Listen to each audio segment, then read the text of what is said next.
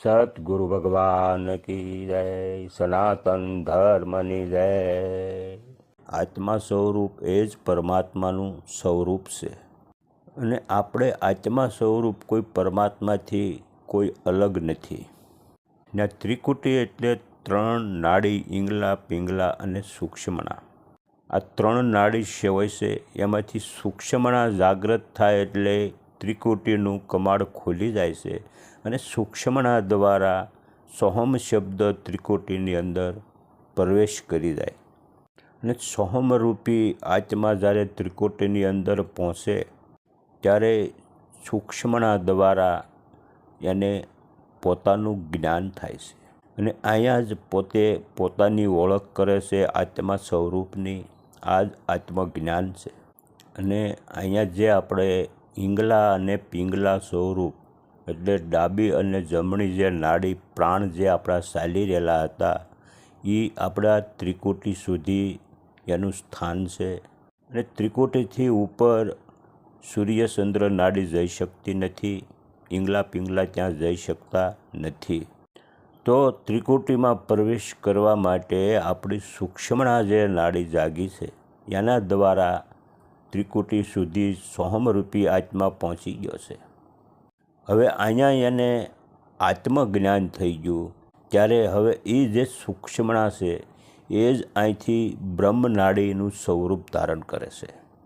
ઈંગલા અને પિંગલા સમાન થાય ત્યારે સૂક્ષ્મણા પ્રગટ થાય છે અને સૂક્ષ્મણા દ્વારા સોહમ સ્વરૂપ ત્રિકુટીમાં પહોંચે છે અને ત્યાર પછી આત્મજ્ઞાન થઈ જવાના હોવાને કારણે પોતે પોતાની ઓળખ થઈ જવાના કારણેથી આત્માને બ્રહ્મ સ્વરૂપનું જ્ઞાન થાય છે અને બ્રહ્મ સ્વરૂપનું જ્ઞાન થાય છે, પરમાત્માનું જ્ઞાન થાય છે ત્યારે જ એ સૂક્ષ્મણા છે એ બ્રહ્મ વાહિની બની જાય છે અને એ જ બ્રહ્મનાડી ત્રિકુટીથી બ્રહ્મરંભા સુધી એટલે કે દશમ દ્વાર સુધી બ્રહ્મનાડી વહે છે અને સોહમરૂપી જે આત્મા હતા એ બ્રહ્મનાડીના દ્વારા ત્યાંથી આગળ વધીને દશમ દ્વાર સુધી પહોંચે છે અને દશમ દ્વારમાં પહોંચી બ્રહ્મ સ્વરૂપ ધારણ કરે છે।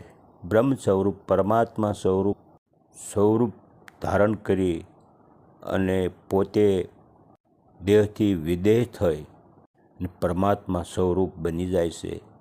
આને સમાધિ પણ કહેવાય છે અને આને મોક્ષ પણ કહેવાય છે કે સોહમ સ્વરૂપ બનવા માટે, સોહમ શબ્દ બનવા માટેનો જે જ્ઞાનની ક્રિયા દ્વારા આપણે જે અભ્યાસ દ્વારા પ્રથમ બતાવ્યું એના અનુસાર જ આમાં હાલવાથી આ અનુભવ દરેક સાધકને થાય છે।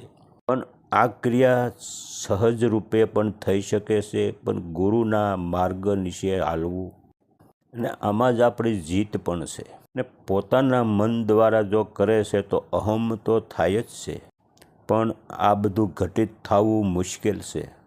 આ ધ્યાન સાધના છે, અભ્યાસ છે અને આ રોજ નિત્ય ભજનમાં રહેવું ભરપૂર અને ભજન વગર આ બધું ઘટિત થઈ શકે તેવું નથી।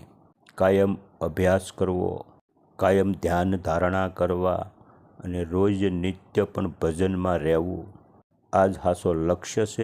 સતગુરુ ભગવાન કી જય, સનાતન ધર્મની જય।